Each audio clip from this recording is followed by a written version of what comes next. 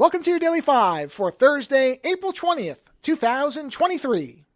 You probably saw some mention somewhere of the fact that Discovery Networks has announced that they are rebranding their combined Discovery Plus streaming service and HBO Max into one service now going to be called Max.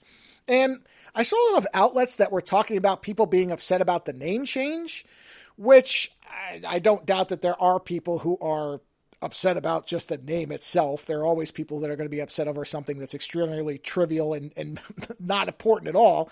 But I think what they're missing is it's not really the name change itself that bothers a lot of people. Certainly I don't care. Whatever, Max, HBO. I don't care that HBO is missing from there, except that this feels like the logical endpoint to the destruction of HBO, or at least we're at the very end of the train tracks now. I mean, it started a while ago. This is not where it came from. It started when they were acquired by, I think, AT&T, which I guess is now part of Warner Brothers. I don't know. These conglomerations, I get lost in them. But essentially when that happened, I think it was the head of programming for HBO, who'd been there for a long time, left and essentially issued a statement that, I mean, I'll paraphrase, but basically said, yeah, they don't want the content we make. They're looking for something cheaper and quicker, which, not a big surprise. That tends to be the approach a lot of big companies take, is they want as much money coming in while having to spend as little as possible. So again, not exactly surprising. This is the landscape that we live in. But that was, to me, the first indicator that the HBO I certainly grew up with. I was very lucky. My grandparents had HBO, and I spent a lot of time with them because both my parents worked. So I was fortunate. I got to watch and grow up with HBO. So that was something where I remember seeing movies and stuff all the time. It was like a thing of my childhood. I remember that theme song and that opening intro sequence so well. But I kind of knew this day was coming. Something like HBO is not cheap. It's expensive content, and the reality is nobody wants to pay for anything anymore. And, if they had just changed the name, I mean, I still wouldn't have been happy with the swamp of Discovery garbage and filth that's going to now flood into the service.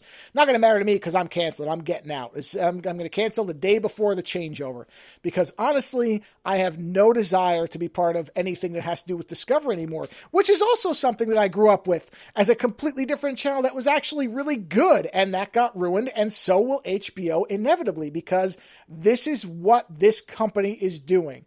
They have decided on lowest common denominator content for everything. And I'm not even against that stuff. If you like Real Housewives and Bride Battle or whatever that stuff is, I'm not saying you shouldn't be able to watch that. That's fine. Go for it. But when it becomes the dominant form of the content coming out, I'm sorry, I'm not interested anymore. That's not going to work for me. And especially because I'll have to pay $5 more to get access to the same things that I have now, or they're going to wall it off, and I have to sift through the cesspool of Discovery stuff that will now be in the search bar. Yeah, that's kind of, again, I'm not really upset. It's more sad than anything because this was inevitable. As soon as HBO got acquired and you started seeing some of the statements and you saw who was running the show and what they were producing already, you had to know that this is where HBO is going to end up. Now, that's not to say they're never going to make a good show again.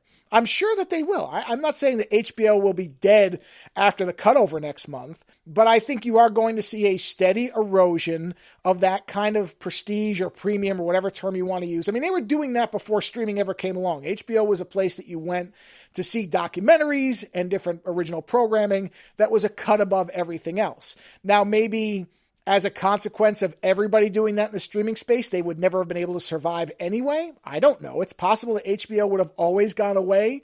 It's just that this is kind of a digestion from inside, being subsumed by a larger, grosser company that owns them. That's not to say HBO wouldn't have gone belly up if they tried to stay independent. I have no idea. But it's more of a thing where it's sad to see something that were for a long time I really enjoyed the content, much like Discovery. Discovery just went quicker.